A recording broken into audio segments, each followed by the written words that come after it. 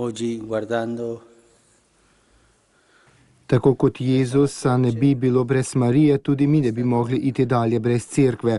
Tako je zatrdil papež Frančišek med sveto mašo v domu svete Marte na dan, ko obhajamo praznik žalostne Matere Božje. Svetopisemski odlomki nam najprej pokažejo slavo križa, nato pa še ponižno in krotko mater. V pismu Hebrejcem Pavel poudari 3 elemente. Jezus se je učil, bil je pokoren in je trpel. To je ravno nasprotno od tistega, kar se je zgodilo Adamu, ki se ni hotel učiti iz Gospodovih zapovedi, ni hotel trpeti in ni hotel biti pokoren.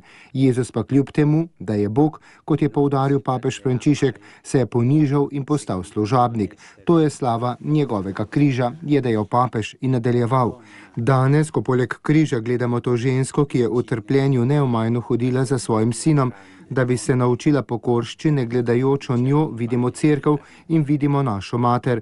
Vidimo pa tudi našo majhno dušo, ki se ne bo nikoli izgubila, če bo še naprej ostajala tudi ženska, ki je blizu tema 2 velikima ženskama, ki nas v življenju spremljata, Mariji in cerkvi.